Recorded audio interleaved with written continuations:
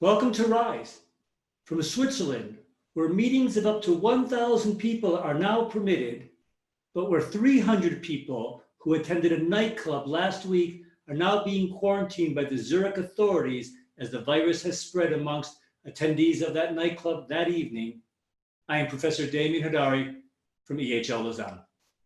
And from lovely London, a very good morning, good afternoon, and good evening to everyone joining us from across the world, 50 countries, 40 institutions. Thank you for joining us. Today is our 11th episode of RISE. I always feel like a child that we're double digit now, which is very exciting. And we have an important one today, because as we are saying all the time, we need to separate the news from the noise, getting an understanding of where in the world are we with respect to COVID-19, but importantly, its impact on travel and tourism.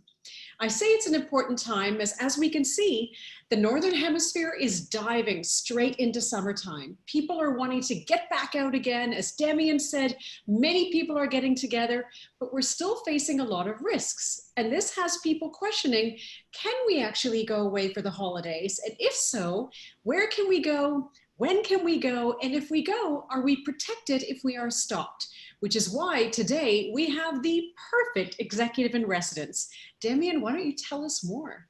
Yeah, over the past 11 weeks, we've gathered a lot of insights from our audience about their travel plans, their concerns, and their dreams.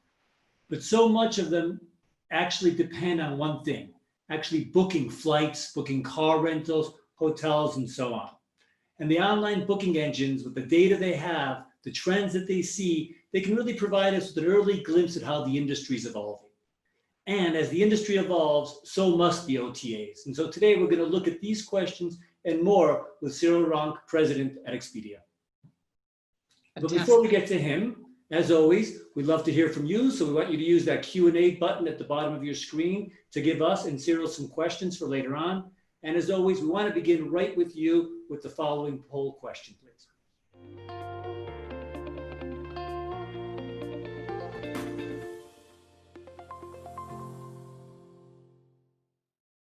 Interesting, right? So half the people are planning to stay at home. In fact, 75% will either at home or in their country. Very few people planning to leave their country, and almost nobody planning to actually go far away. Goodness me. I must say that is very, very telling, and I look forward to understanding more about that. But that's a really good indicator of right here, right now. Is anyone going anywhere or staying right where they are? But it's pretty reflective of the things we've been talking about over the show. It's very domestic, it's very drive-based instead of flight. So our audience, it looks like it's pretty reflective of the overall trends that we've been seeing from the other data sources we've looked at this year. Brilliant. And as always, huge thanks to everyone, because your input matters. It is ultimately what is shaping our world. So where in the world are we? Let's take a look at what's been happening this past week, specifically this past week, because dare I say, even this past hour watching the news, our world is changing, especially in travel and tourism. In the last week, we're in the countdown to July. It is unbelievable to think that in 2 sleeps time, we're going to be into July of 2020. I'm not quite sure where the year has gone, but it's getting hotter, even in the UK, and people are wanting to get out. The UK recently said that they are going to stop the extended hibernation. And as from July the 4th, hospitality is opening up. Cafes, restaurants, bars, people are dying to get back inside or outside on the inside. And equally in the Schengen zone, we've seen that summer travel is starting with a lot of regional flights already fully booked. All 50 US states are reopened. However, the WHO is saying that we have over 100,000 new cases per day worldwide of COVID-19. We're seeing outbreaks in factories and markets and nightclubs, as Demian, you mentioned up front, from Asia all the way to Europe, all the way to the US. So this is a really concerning time in terms of we're seeing spikes in countries, but even inside countries where places like the US are actually starting to impose state-by-state quarantines on people moving in and out of states where we're finding the spikes are happening.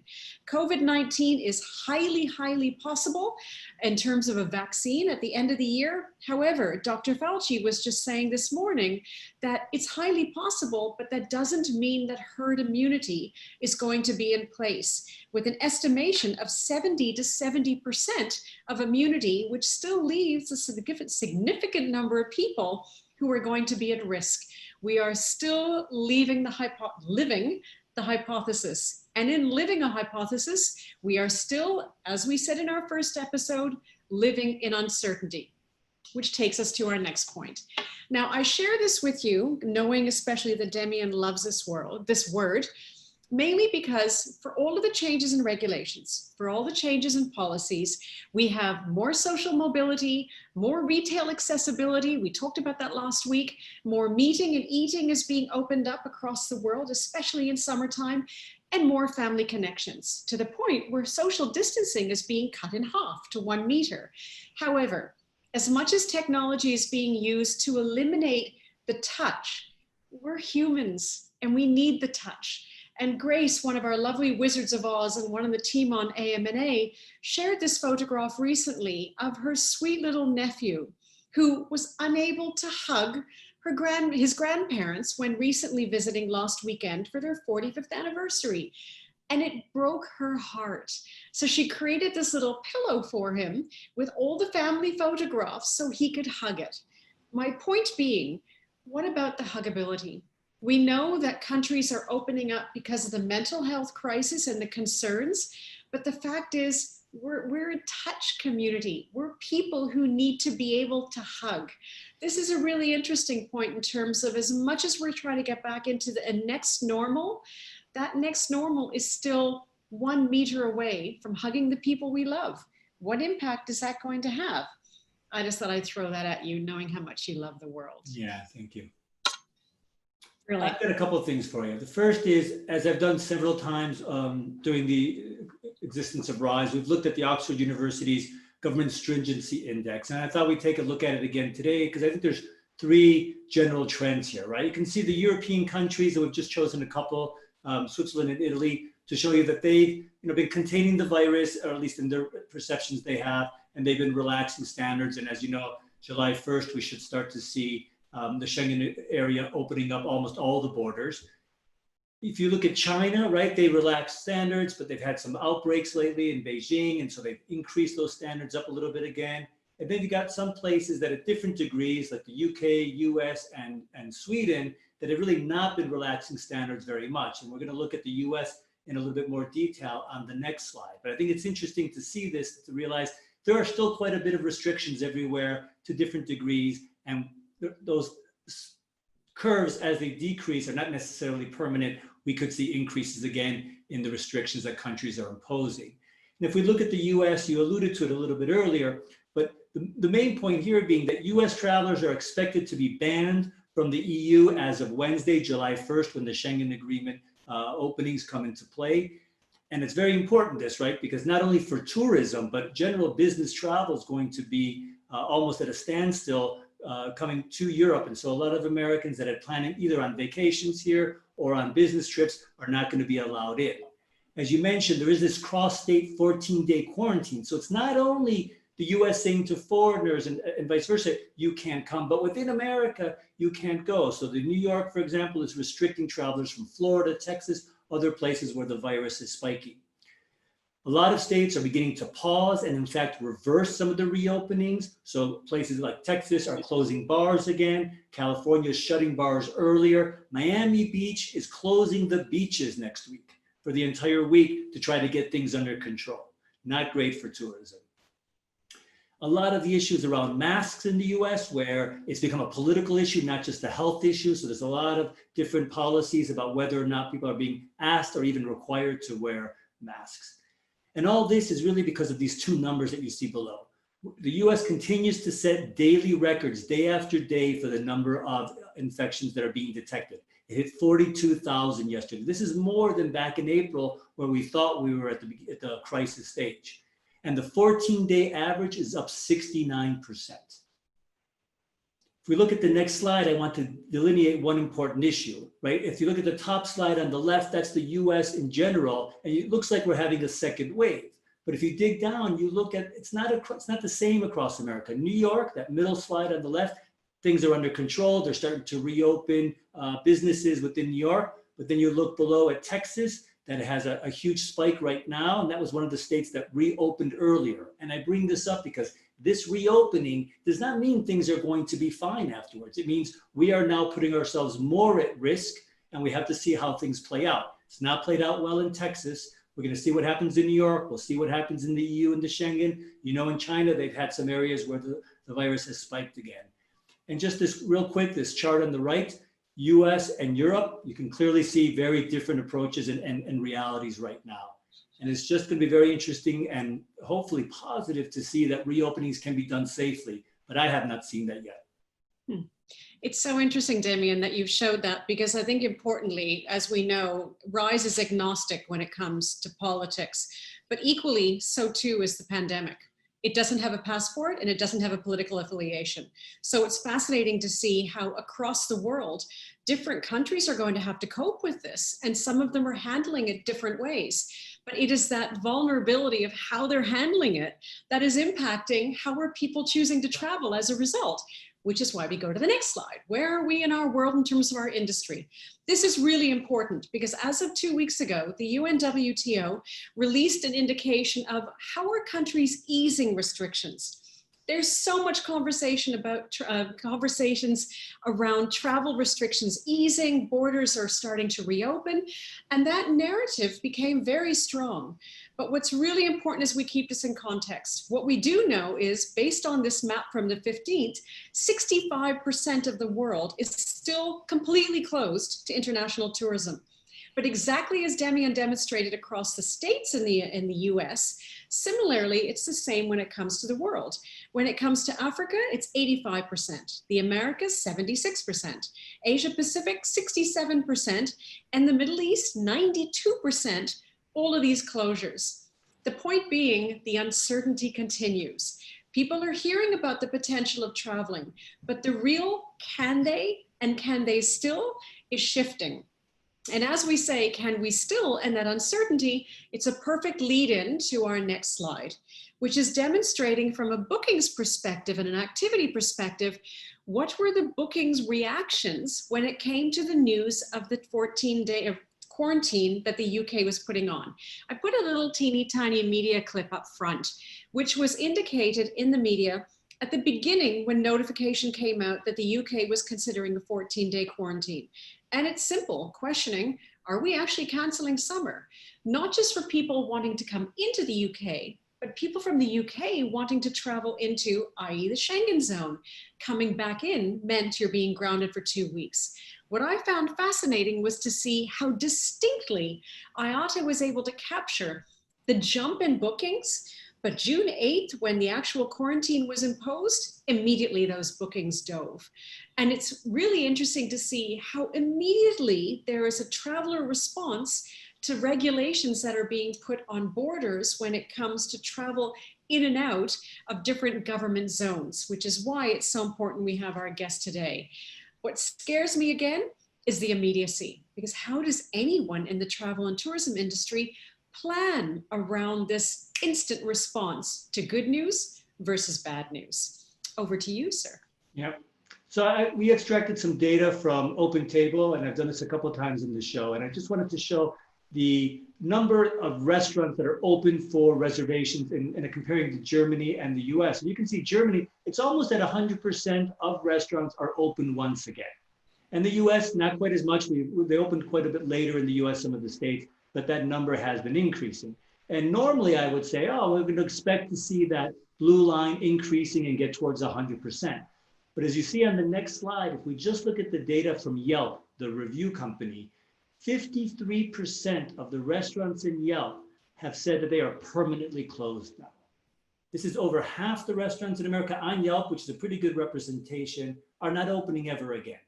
And we alluded to this several times in the show in earlier weeks about the challenges that independent restaurants are having. We did it with Elizabeth Blau on our episode about food and beverage and restaurants, and we've also looked at some data and this concern of small businesses, small restaurants, independent hotels, not only being able to weather the storm while they were closed, but now opening again under all these restrictions and social distancing and new hygiene and being able to generate a profit. It's proven to be very difficult and so discouraging. A lot of these restaurants aren't opening again. So forget Elm Street, Anita. This is nightmare on Main Street in America. Do you like that? And if we look at the next slide, people that are regular viewers know that I like to look at stock performance from time to time. And I thought this was pretty interesting because if we look, the overall S&P 500, which is a pretty good indicator of overall stock performance in America, it's only down about 7%. Only down 7%. Normally this would be a catastrophe. If we look at the indices for hotels and airlines, these two larger groups, we see that they're down 40 and 50%, but also that they've been pretty stable for the last 3 months. I mean, there's been fluctuations, but overall that number has stayed pretty flat. But now let's look at two of the larger OTAs, Expedia and Booking, and you see that they're down roughly 20 and 30%. So not as bad as hotels or pure airlines.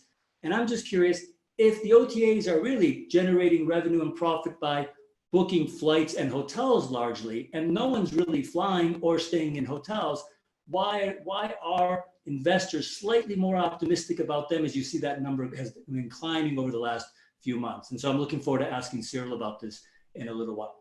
That's what I got. Stunning. Excellent. So now's the fun part. Now that we know what's going on in the world at the moment, and the moment will change, we're going to have the 30-second challenge, taking on questions that we've had in the past episode, and looking at it from the point of view of answering it now as a basis for a conversation going forward. Demian, I'd love to know my question, and I'll embrace that 30-second challenge. All right. Brenda from Taiwan wants to know, do you think we will see offline traditional travel agents come back post-crisis? It's a great question. And Brenda, I'm glad you asked that, and your timing of doing that is perfect.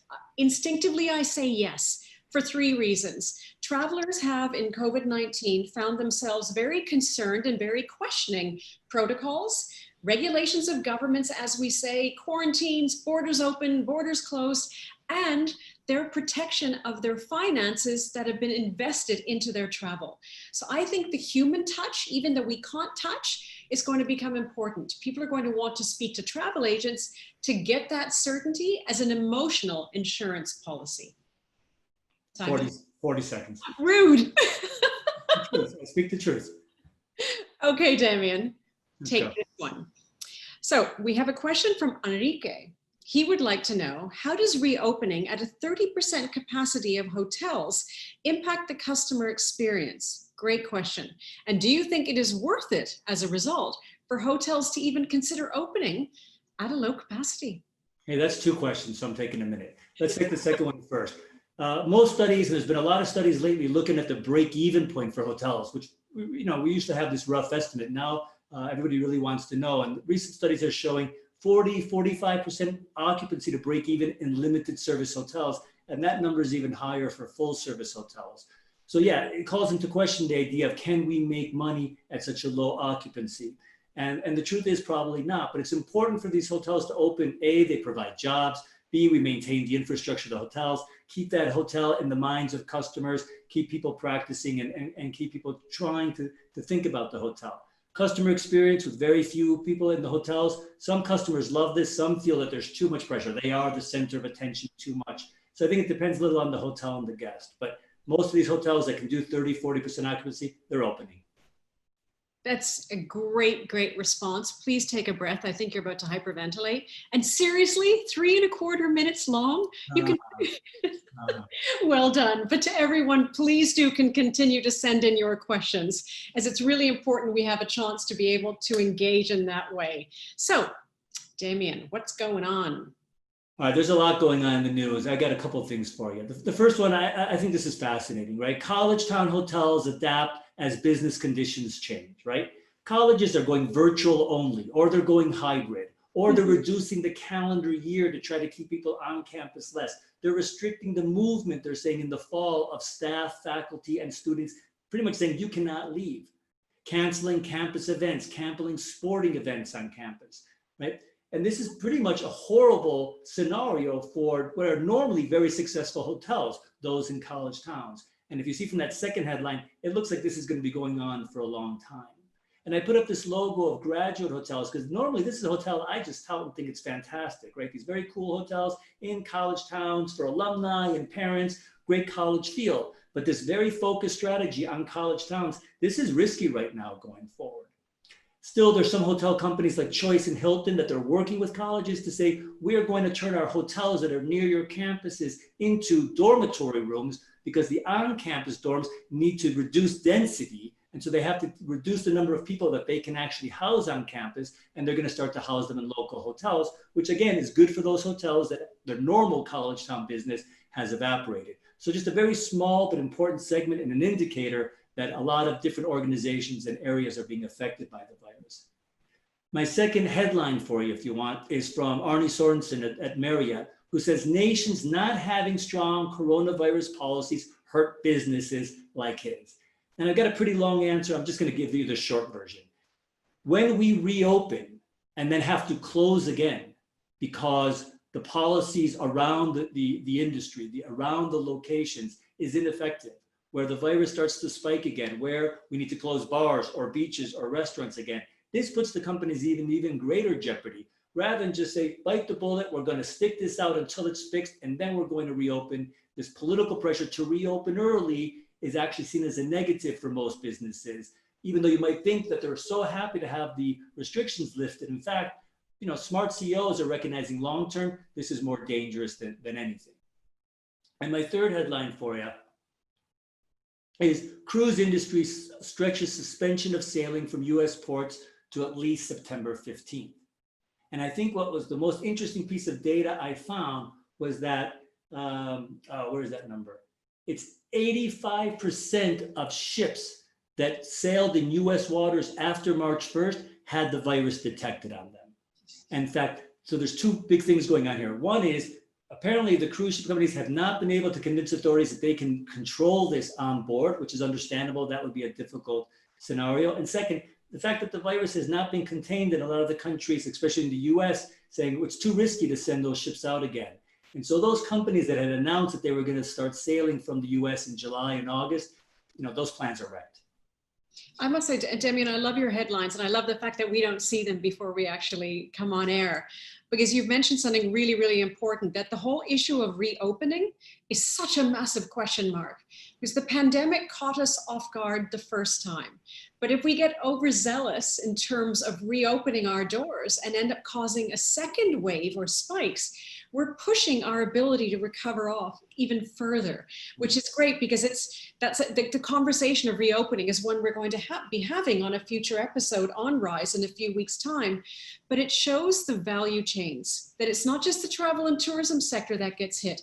Every single link in the supply chain gets hit as a result. So I like the fact that actually all three of your headlines connect together. We're going to go into my two now. My first one is showing about the fact that once again, we've got major events that are being hit by COVID-19 and the fears around second waves. I call this out for two reasons. We know that there's the look at the ban going between the EU and America. We know that ultimately it's not about America, it's about the increase in cases. What concerns me is when I hear the word reciprocity, because that becomes now a political argument, which is very dangerous because it might not be linked to COVID-19 anymore. But what really hit my heart on this was the fact that the Hajj, which is such an important event for the Muslim community and one of the critical obligations of being within that community, has now been restricted. Only people that are in the Kingdom of Saudi Arabia are able to participate in the Hajj this year, and there will be timetables between the specific ritual sites. So this really very much like in January with Chinese New Year being suspended, Easter everyone being grounded, all of these milestone events, now with the Hajj, actually stopping people from not just fulfilling their social desires and obligations, but their spiritual ones as well. That's very concerning. However, I wanted to make sure my second headline kind of moved on to the positive side. So again, one of my Wizards of Oz, Katya, shared this with me, which I thought was really lovely. And it was an Instagram image that she picked up on CNN's Instagram feed about a concert that was held in an opera house in Barcelona. And the idea being, rather than having the concert being played out and live fed out to a global audience with no one in the theater, they put plants in their seats. And I thought that's just a really nice way of saying the show will go on. Sadly, none of the leaves can clap back at the performers, but it makes it feel a little bit more real and a little bit more humane in a time when people are feeling very disconnected from humanity. That takes me into our video. And this was a special one because at episode number 5, we had Dilip from the Cinnamon Group who came on, and he shared with us how they are coping in the resort space around the next destination of what's going to happen to resorts when it comes to all of the protocols, concern around travel, etc. But interestingly, the Cinnamon Group, like many organizations, as like the Dodge that was very much shared with us when we had our guests on from IHCL, and Puneet sharing what they're doing, the Cinnamon Group has said, the first guests we want to have back are the ones that we want to thank most. And he actually shared this with me personally this past week. And I thought, what a perfect way of showing a video this week on RISE. Please. Sri Lanka's approach to the pandemic has brought us global admiration. From implementing timely measures and being a caregiver to our own citizens and others. A silver lining for our nation in one of the bleakest times in history. As a way of saying thank you to Sri Lanka's superheroes, Cinnamon Hotels and Resorts are offering 1,000 complimentary full-board holiday packages to the healthcare workers. This is our travel pledge. Appreciating those who kept us safe for their hard work, dedication, and selflessness. Thank you to our superheroes.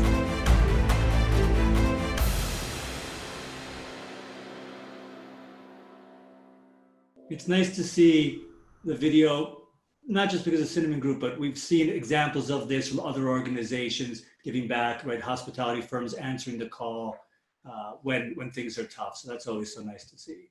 It's time for us to get to our second poll, which is important for us for the conversation we're about to have. So we'd love to get your answers to the following question.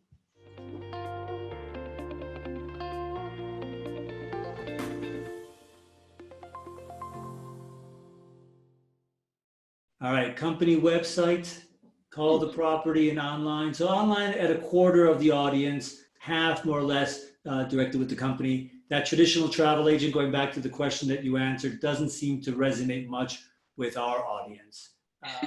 So let's see, let's bring on our guest, just gonna see if he agrees that 25% of people generally use an OTA.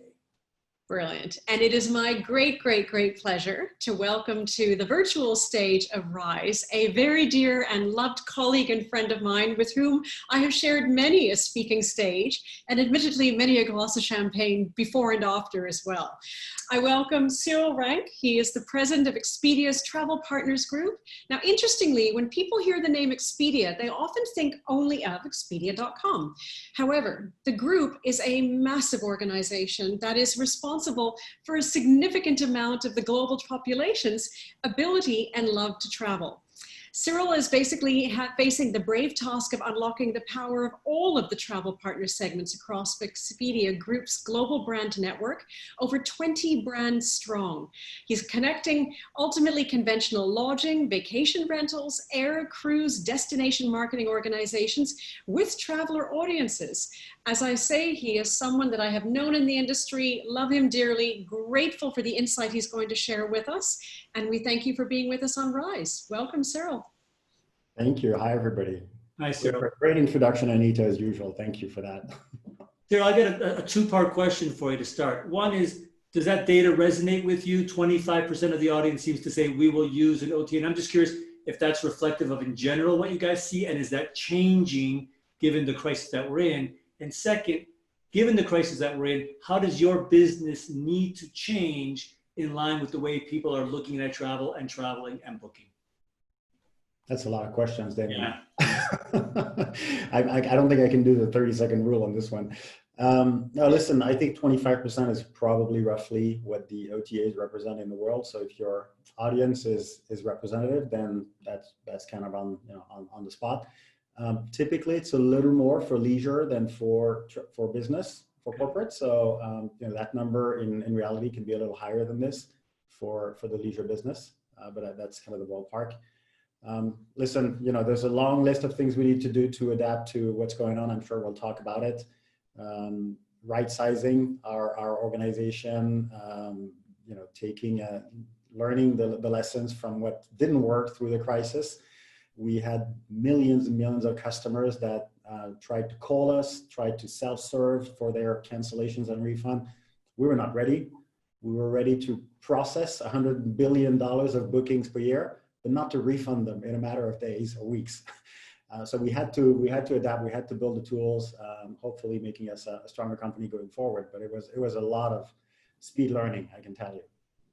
And the fact that so much is short haul, that we're seeing domestic drive to destinations, is that something that's affecting your business, and do you have to adapt to that? Yes, I mean, it's, we're seeing the same trends that everybody is seeing, and I think you covered them in some of your previous shows. You have to adapt your marketing, you have to adapt your merchandising, you have to adapt your filters to let people choose certain types of properties. You have to promote vacation rentals more. Our Vrbo brand in the US is doing tremendously well because it's a pure play vacation rentals.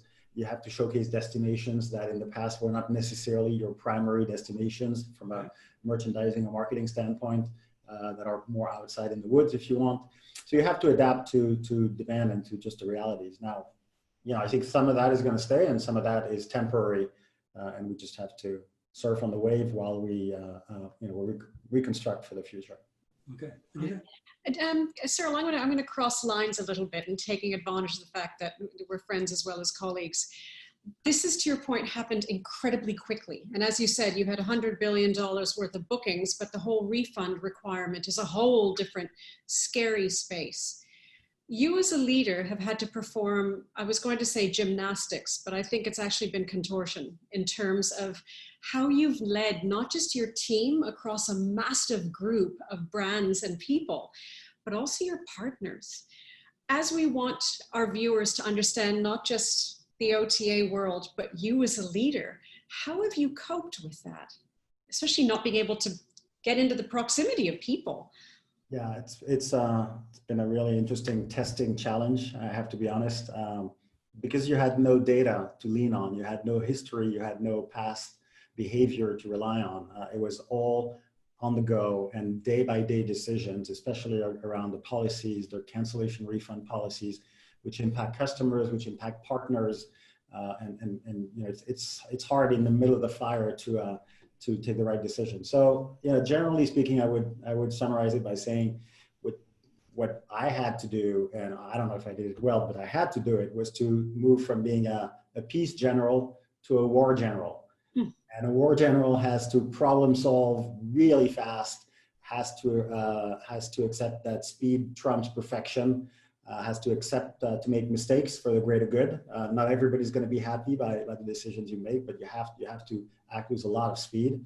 And also, from a team management perspective, always think positive, create excitement about our future, Expedia's future for our employees, but also about the industry's future, so that we keep our best people in our industry. And sometimes it's not easy. I mean, when you look around and you can feel like the world is collapsing, it's quite easy to see everything in dark. And the role of a leader is to also show the bright future that we have ahead of us. So it's not easy because you can't really tie it to data because the data is not telling you a good story these days. I mean, there's some glimpses of data now, which we'll talk about, that are showing us recovery, but your charts, I think, were very instructive, showing that it's very fragile, that as soon as something goes wrong, boom, the demand plummets and restrictions go back. So it's very, very fragile, but we need the people in this industry to keep, energized by the bright future. Indeed. And to that point, if I can just jump in, Demian, for a second, because Expedia has now created a system where you're actually now starting to connect with travel agents. And for people who want to actually speak directly to travel agents, you're actually splitting a fee between Expedia and the travel. It's a really interesting and quite a beautiful bridge on keeping the humanity in the desire to travel and support the entire ecosystem. What was that thinking? That's quite special.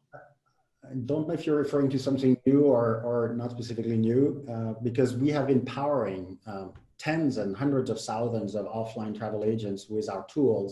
Right. For years, actually, and it's a great part of our business. We recognize the value of offline travel agents. As you mentioned, there's the human touch. Sometimes it's just hard for them to find the best solution, and we just provide them a white label solution where we split the commission with them so that they get access to the inventory that we source for them. Now, we also have our own travel agents on Expedia, hotels.com, and all our brands, but more specifically, we're focusing on building online tools so that customers can find the information, can be reassured about what they need to know online without necessarily needing to talk to a travel agent.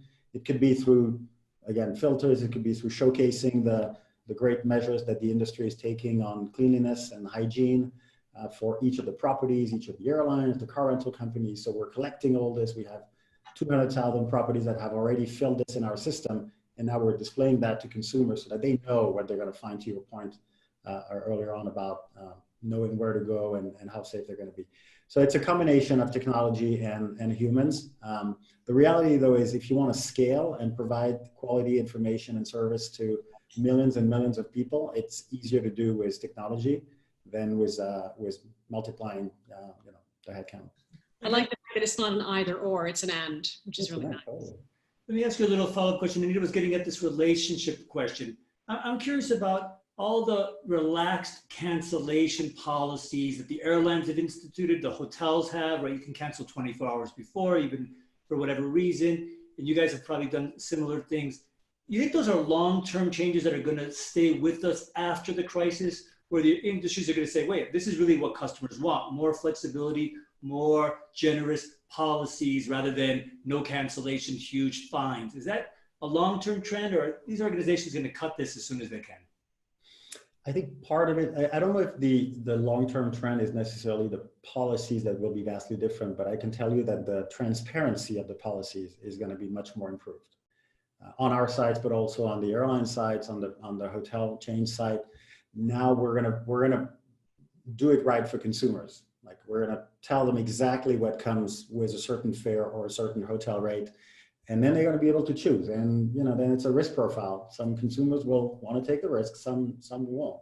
Right. But the surprise is really the element that I think is not good. Like, you have some really weird kind of cancellation policies, especially in the vacation rental space, like multiple deposits and hidden fees, et cetera. I think that will be just more transparent, hence simplified and clarified. Yeah, I'm just wondering if some organizations are going to say this is going to be an advantage for us. We're going to be more generous with policies than the competitors and be more outgoing with that to try to attract customers. I'll be curious, or if everybody's going to fall back in line and start to get strict again. Maybe what I've learned through this crisis also, because I was a bit like you, and I actually was literally pushing the industry towards being more flexible and going for blanket 24-hour policy. Just to make it super clean and easy for consumer, for demand, so that they can book with reassurance. What I've learned also is that for small properties, there is an operational tax that is really high if there is a very last minute cancellation, because they have to prepare the food, they have to prepare the staff, the rooms, etc. And so for them, they need a bit of advance to not only prepare their operations, but also have a chance to get a new booking if it gets canceled. Right. So for the small properties, it's hard to tell them, hey, just do 24 hours, because the level of risk for them is really high. Yeah, agreed. Brilliant. We're being greedy, Demian. Should we throw it over to our audience to ask any questions to CYRIL? Absolutely. Sarah, I bet we got a bunch of questions. Yes. So Daniel asks, SMEs have considered huge reductions on business travel as they've experienced the full potential of online facilitation of their international business during lockdown. Do you see these changes as long-term and as something that the future of business travel will be based on? I think we'd be blind not to think that something's going to change. I mean, even for us, just, you know, as Expedia, as a travel company, and we've been working on a global basis with teams around the world on video conference for years. So it's not new for us. But even us, we discovered that for our market management team, we didn't necessarily need to go visit all the hotels all the time for all the connections, and we could hold very productive meetings through Zoom or other video service. So I think if it impacts us, just imagine more traditional companies that went from all business travel to, hey, this is now possible to conduct part of it through video and be more effective. So I think it will impact business travel. I don't think business travel is going to disappear. I mean, the human connection is absolutely necessary for complex meetings, complex discussions, for first encounters, for sales. So all this is going to stay. It's just going to be more disciplined, I would say. The other point to keep in mind is all the, aside from a few companies that really benefited from the current crisis, like Netflix, et cetera, all those types of services, all companies are imposing big reduction on their travel budgets. And this is just to survive. And so that will combine with the availability of video conference. I think that will put pressure on the corporate travel business for many years, which I think will lead hotels, airlines to rely more on leisure. Hopefully work even more with us because we're 90% leisure. So. Okay, Sarah, another question? Yes, Stefan asks, how relevant do you feel that pre-COVID online reviews for hotels and destinations will be in the future when travelers are considering where to book? It's a good question. I hadn't thought about it this way. Listen, I think the experience that hotels are trying to provide is going to be consistent. What their goal is not to change the experience, is to adapt it and to implement as little friction as possible for consumers. Whereas, whether it is wearing masks or social distancing, they're not trying to change the experience. They're trying to make it as close to the original experience as possible while implementing the measures. So I think the reviews are still valid, because the reviews that differentiate a good hotel from a bad hotel, I don't think that's going to change. The staff is still the same, the procedures are still the same, the facilities are still the same. Yes, maybe the sauna is going to be closed, but it will reopen at some point.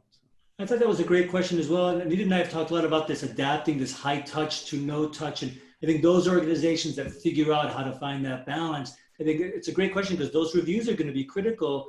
You can't necessarily rely on the review from a year ago.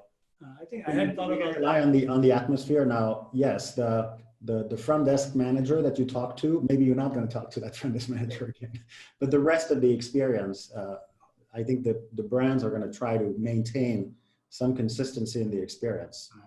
I think that's an important point as well. Sorry, just on that, because the criteria will change of the reviews. That's the important thing, that there's the protocols, but the protocols have a risk of taking a lot of what is the emotive element of leisure travel out. So those elements are still going to be there. It's just expansion of the criteria.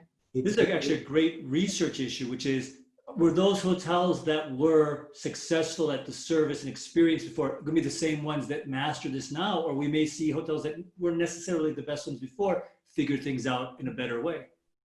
Maybe, I mean, I don't know. I think everybody on the call is probably loving travel, like all of us. And I don't think we are going to go anywhere for the pleasure of cleaning our hands, wearing masks, and social distancing, right? So that's going to be the basics that we need to be comfortable with in the property, but we're not going there for that.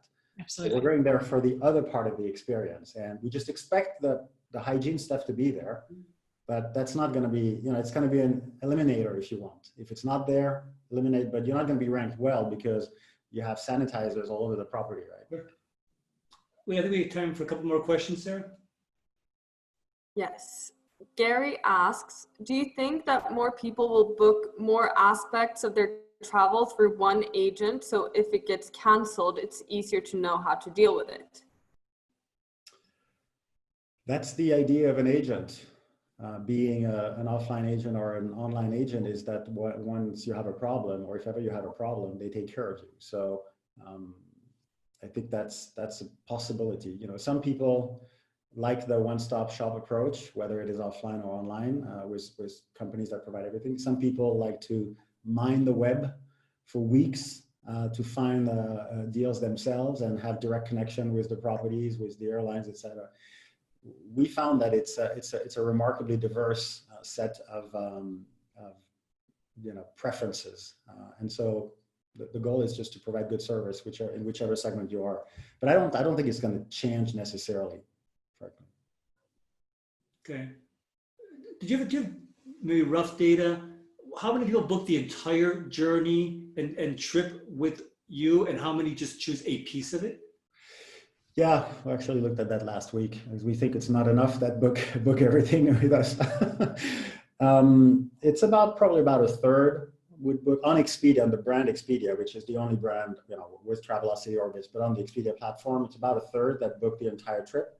Okay. And then, another third will book just a flight, or, 20% of hotels, cars, by component.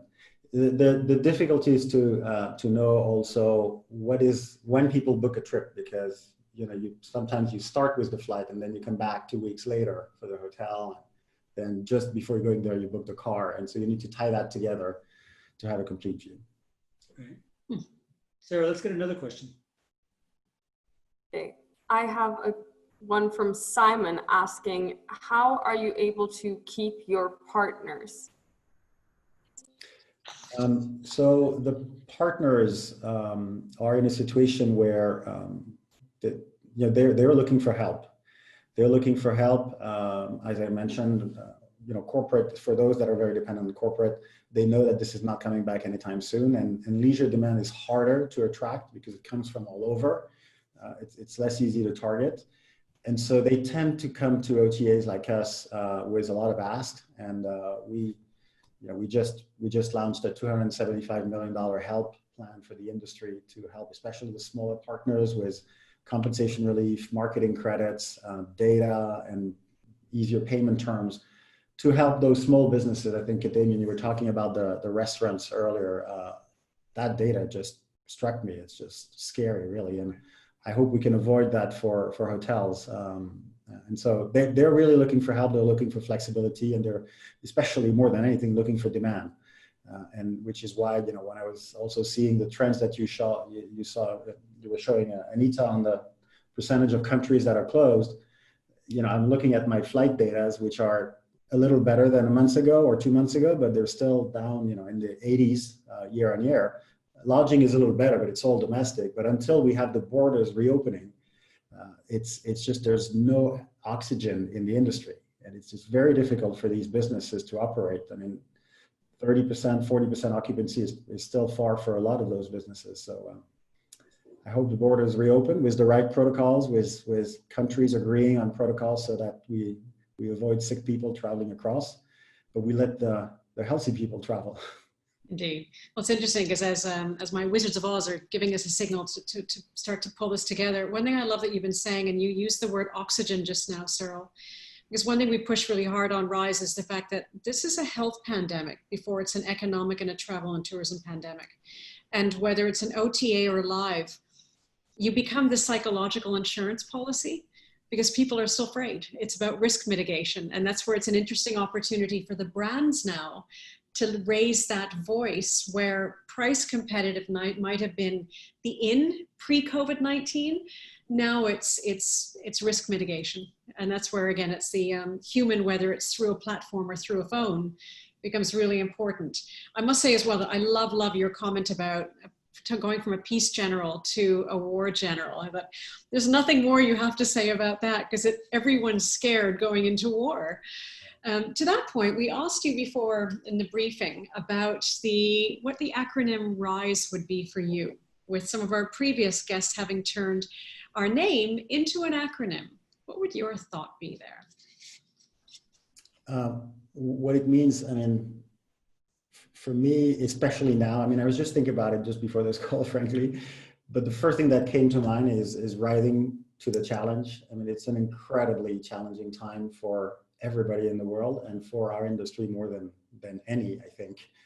And the way I take that is we have an opportunity to clean up a lot of legacy issues that we've dealt with for a very long time. And, you know, online check-in or friction in canceling for airlines or these kind of things, which are silly, which are creating friction for travelers around the world. We should get rid of those. We should rise to the challenge and make a better industry, take the opportunity to kill all these stupid legacy problems we have.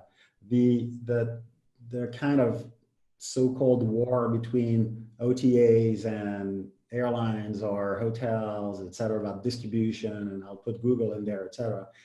This is not the time to focus more than a second on this.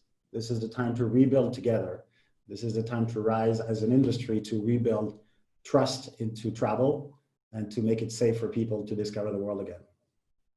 I love that you say that, because our aviation guests 2 weeks ago said the same thing. When do you get a chance to reinvent an industry in a better way, and that's smarter together? So thank you. I will hand it back to Demian for the close.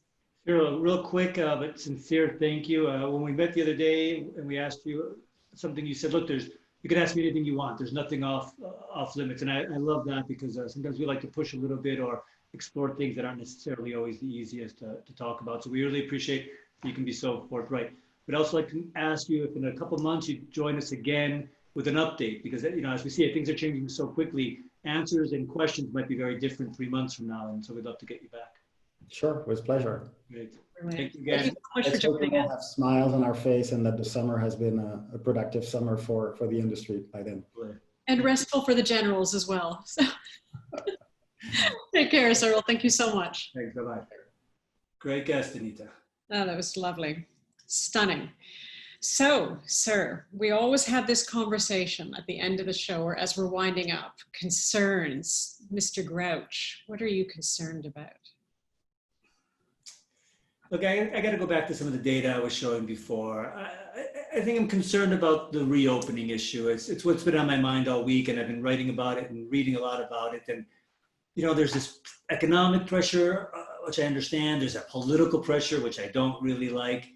And what we're seeing is reopenings. I'm not seeing any real great examples of reopening governments or businesses in states or countries that have really been, you know, very successful. I mean, New Zealand's pretty much eliminated the virus largely. That's a different issue. But in the States or in Europe, and you know, are we going to see in Europe next month the same thing we're seeing in the States now? Huge spikes in the virus as borders open and as businesses reopen. So my concern is, you know, how long are the good times, quote unquote, in Europe going to last? Indeed. I think it's a great point, and that's where we've used on RISE, whenever we talk about the easing of restrictions, experimental.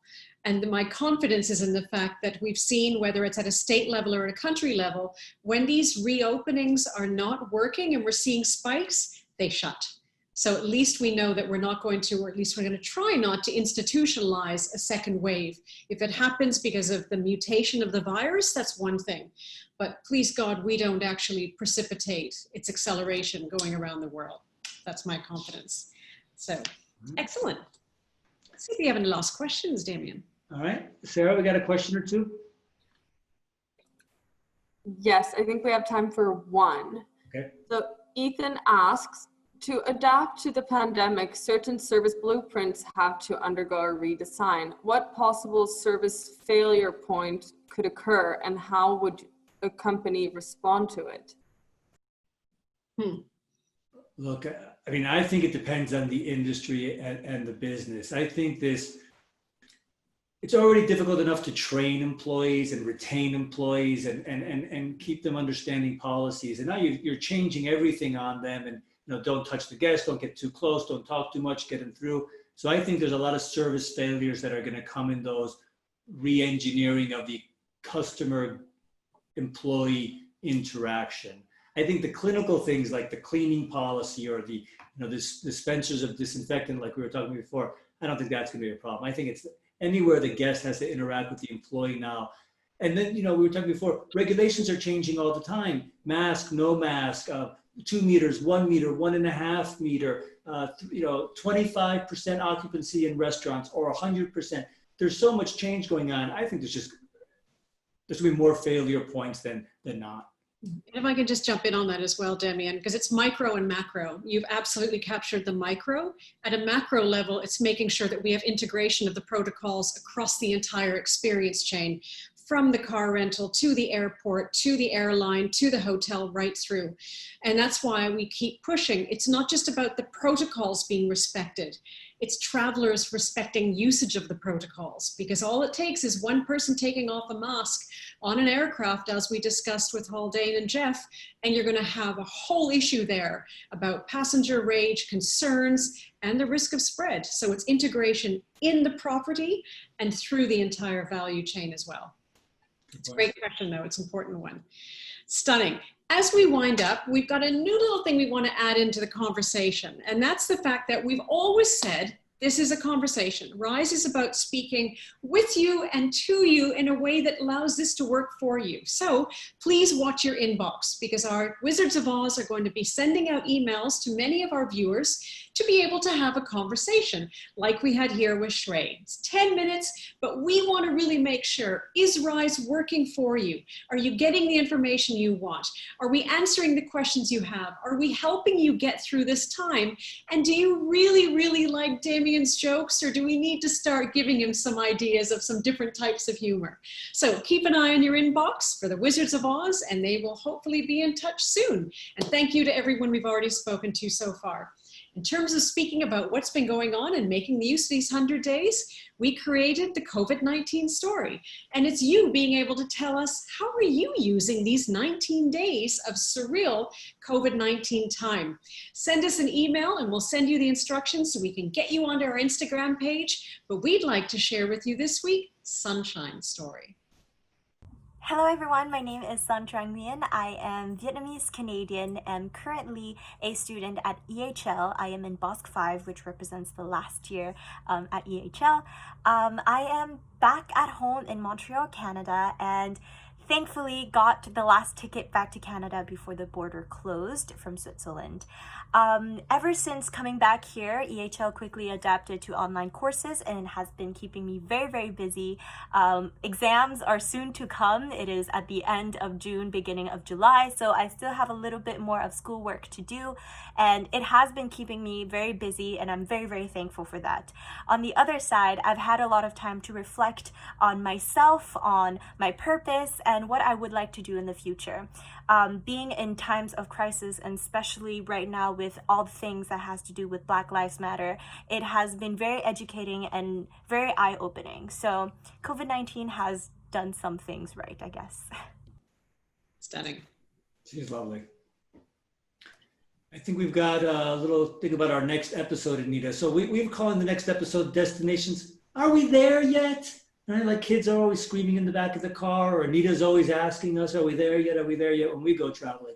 So we want to look next week at a couple of different destinations around the world as examples as how do you manage a destination when people can't travel, when people can't fly? How do you keep people dreaming and thinking about your destination? And how do you prepare it or manage it for the few guests that you have, or the hopefully more guests that you will have soon? So that's on next week's episode. Stunning. Thank you very much. And I must say, you're a very good whiner there, Demian. You did that very well. So I learned from the best, Anita. I learned from the best. And for everyone, if you've missed any of our episodes, please do keep an eye on our website. We've got everything loaded there so you can see any of the past episodes or pass them on to someone who you think might actually benefit from watching.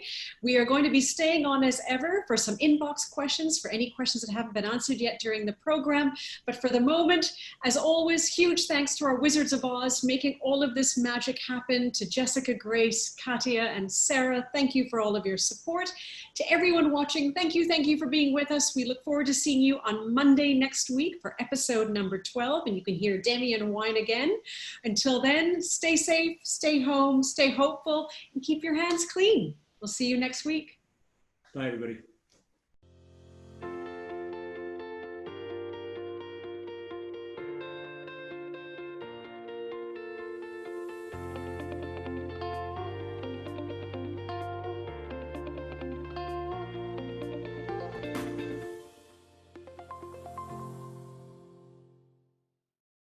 Hello.